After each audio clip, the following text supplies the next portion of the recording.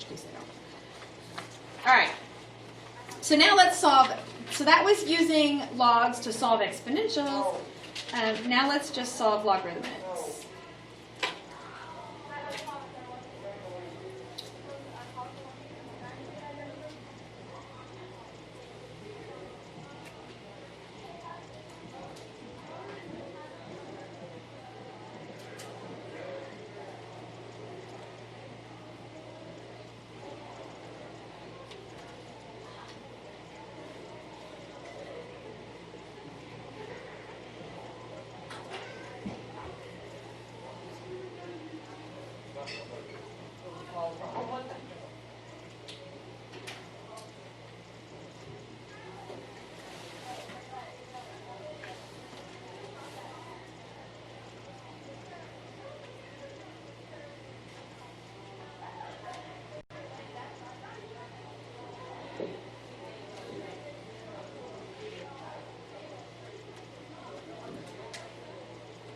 All right, so first with logarithmic equations, you're going to rewrite them exponentially and solve them, and then check for erroneous solutions. So there's only a couple of different kinds of functions that create extraneous solutions, or solutions that aren't really solutions, and logarithms are one of them, and it's that whole negative thing. You can't take an argument of a negative number, so you always have to check for that. Make sure that you plug it back into the equation to make sure it's not going to make the argument negative. All right, so let's look at a couple of examples.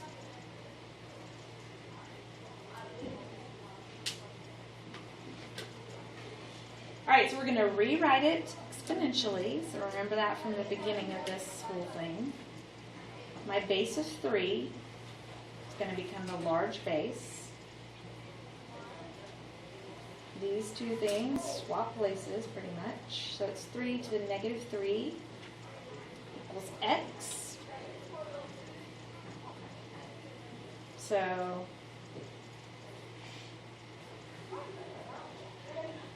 27. Sorry. X equals 1 over 27. Everybody okay? That one's easy. We've done some just like that, so that should be nothing new. All right.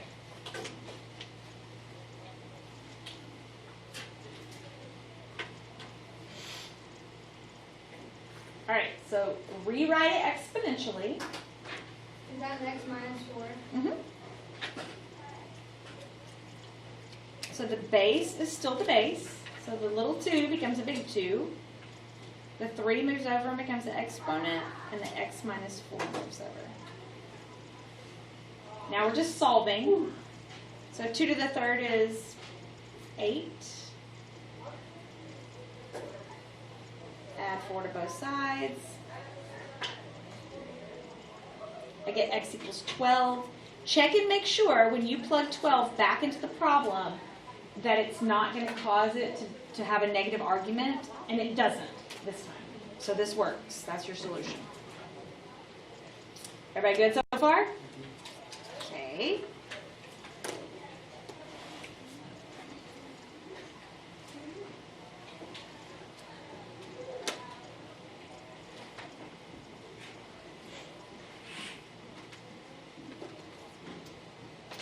All right, rewrite it exponentially.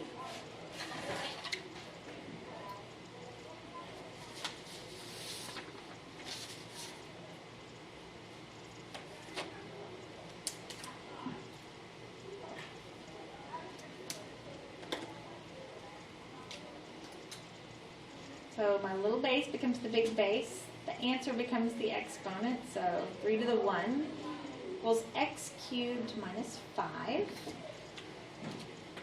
Okay, well, I'm going to add 5 to both sides. Oh, Shannon. Yes? Would you send Peyton Norris to check out? She's on her way. Thank you. So I'm going to take the cube root of both sides, and I get x equals 2. Check and make sure when you plug it back in that it's not going to make this go negative. 2 cubed is 8 minus 5 is 3. It doesn't. We're good. Bye. Bye. Thank you. All right.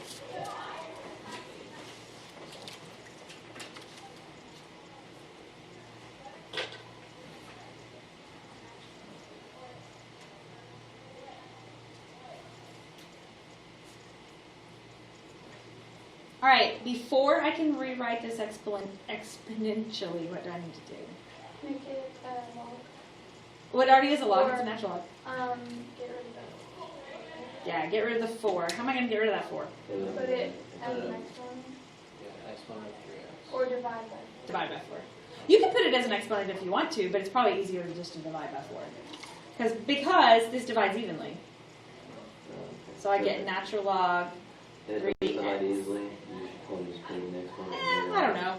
I'd probably still divide by it. And leave it as But a I don't have fraction. fractions. Yeah. All right, now I'm going to rewrite it exponentially. So now, what's my base? Is it e? Uh-huh. So e squared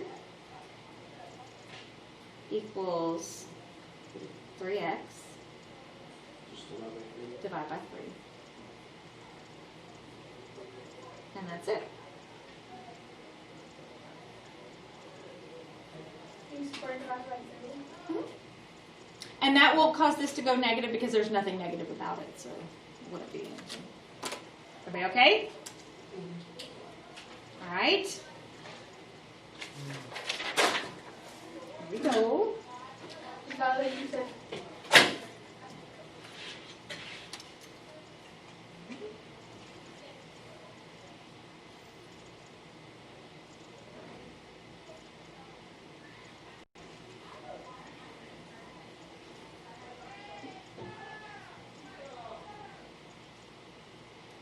Uh-oh, we got brackets. Oh, yikes. No, it's not that bad. Oh, Oh, okay, you're right. So, like, terrible. All right. So in this case, there's nothing over there with the logarithm to get rid of. All of that is the argument. so you just multiply them? So you're gonna, we will in a minute, but I wouldn't yet.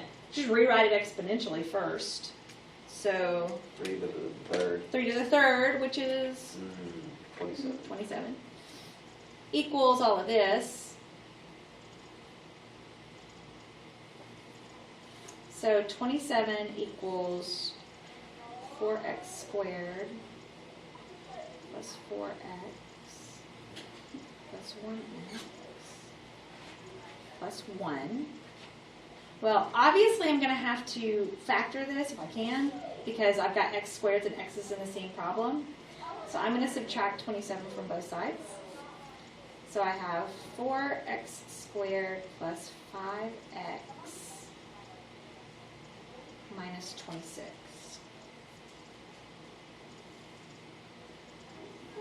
Okay.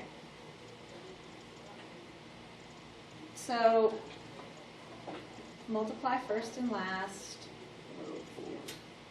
That's a big number. So It's not 2x. It's not 2x, 2x.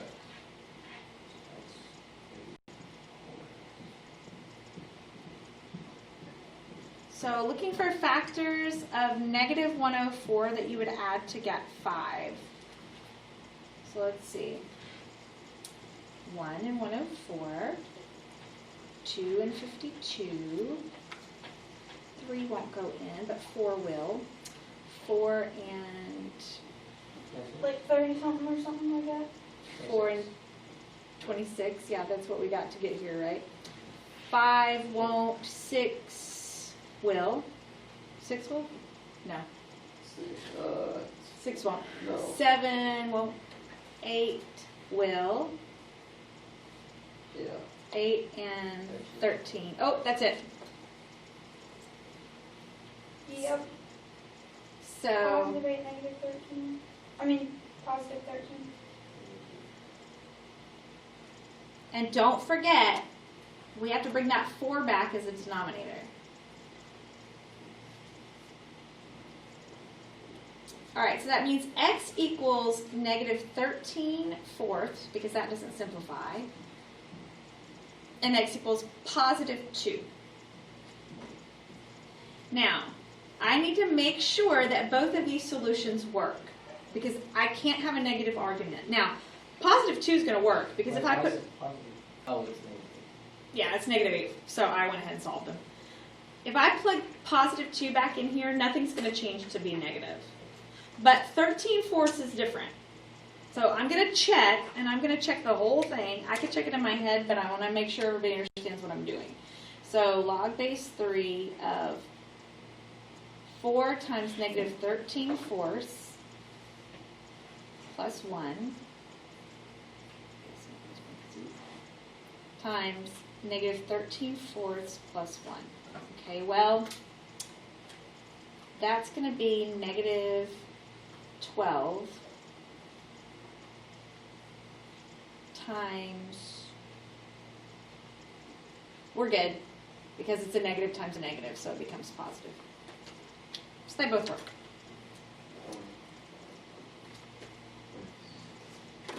But you have to check, Yeah. because they won't always both work. Is everybody okay? Yeah. All right. I'm gonna work with these. In a minute. Got a couple other things.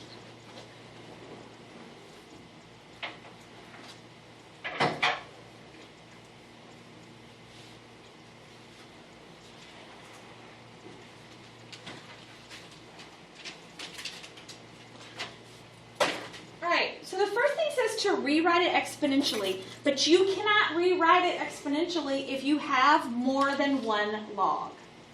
So before you can rewrite it exponentially, I have to condense this into one logarithm, multiply. So remember, if you have two logs that are separated, you can condense them by multiplying their arguments. So I'm going to rewrite this as log x times x minus 3. And now I can rewrite it exponentially. My base, what is my base? 10, because it's common log. 10 to the 1 equals x squared minus 3x. Now I'm going to move the 10 over so that I can factor. Factors of negative 10 that give you negative 3, Negative 1 times 2. negative 5, positive 2, which means x equals 5 and x equals negative 2. Negative 2 won't work because the argument right here with log is all by itself, and that would be plugging in negative 2 right here. And look, if you try to take the log of negative 2, Error. non-real answer. Error. You cannot take the log of a negative argument, so the answer is just 5. Okay, we good? All right.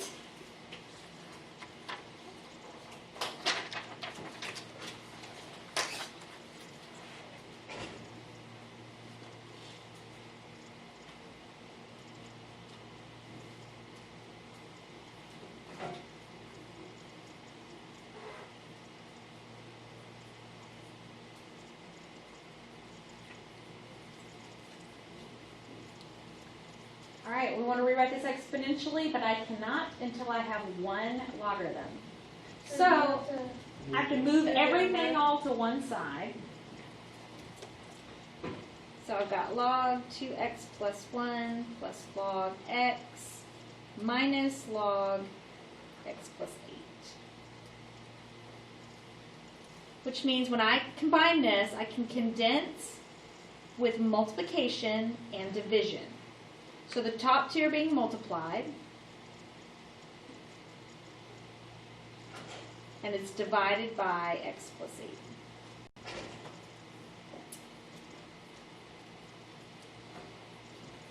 All right, now I can rewrite this exponentially. That's 10 to the 0 power. Well, what is anything to the 0 power? 0. 1. I mean, yeah, that. Anything to the 0 power is 1. All right, so that really means I have 1 equals x times 2x plus 1 over x plus 8. You can look at this as cross multiplying, or you can look at it as clearing the fraction, whatever you want to call it. I end up with x plus 8 equals 2x squared plus x. Get all your x's on one side so you can factor.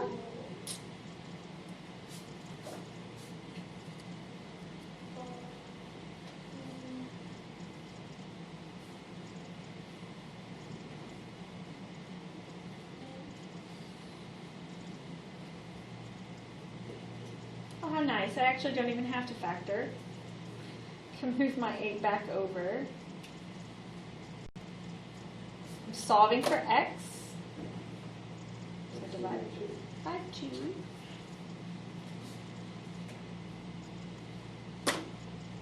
Take the square root. X equals positive and negative 2. However, negative 2 won't work because of this log x by itself, so just positive 2.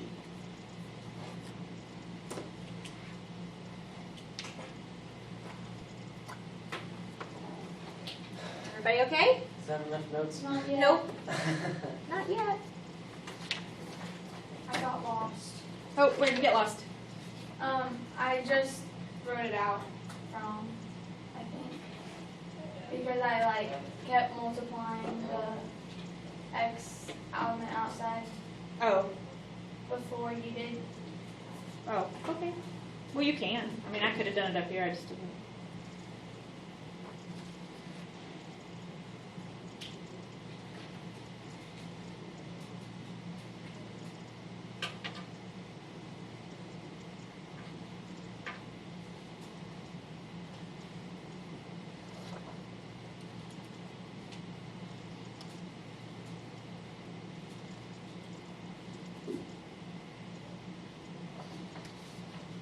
All right.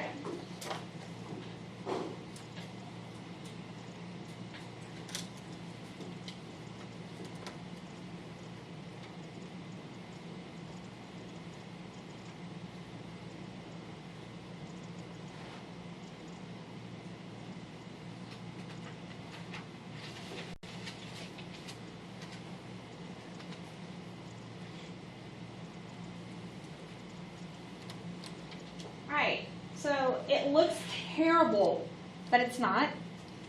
So just remember, if you'll just follow all your log rules, a lot of stuff cancels with these things. It makes them not near as bad as they look. I'm going to move that to the front. So I would have natural log of x. But what happens to natural log e? Yeah, it's just 1. So I can just cancel that out. And I have natural log x minus 4 equals natural log 5. Now I'm trying to solve this, which means I want to rewrite it exponentially, but I can't do that until I have just one logarithm. So I need to put it all together. So move over the natural log of 5. Good. So move the natural log 5 over. Make it minus natural log 5. Now, in this case, I have minus natural log x minus 4 and minus natural log 5. So where are they going? On the bottom. On the bottom.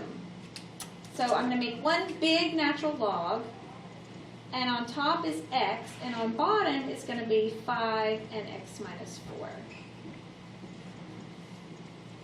Why? I don't understand. Why are those two on the bottom? Because they're being multiplied by each other. So technically it's this, natural log x minus natural log x minus 4 plus natural log 5. I factored out a negative because these were both negative. And when you have logarithms separated by subtraction, it's division. So this is separating these pieces. But they're both being subtracted, which means they're divided. Right. So it's just, I just think it's easier to look at it and go, okay, subtraction puts it on the bottom. It always does. It's just easier to think of it that way, I think. But. All right. So now I can rewrite this thing exponentially. So now it feels like, oh no, what am I going to do? E to the 0 power. What? What is anything to the 0 power? 1. So my e is gone anyway. It's just 1. 1 equals x to the 5 times x minus 4. Cross multiply or clear the fraction, whatever you want to say. So I have 5x minus 20 equals x. 4x equals 20. X equals 5. Yay. Easy. Not too bad. Okay, we're still not done, but I went ahead and typed these for you because they're word problems, and I don't want to have to write them all out. Gee, this is a long. These are long notes. Sorry. There's just a lot of them. So hopefully everybody will do well on that then. Right?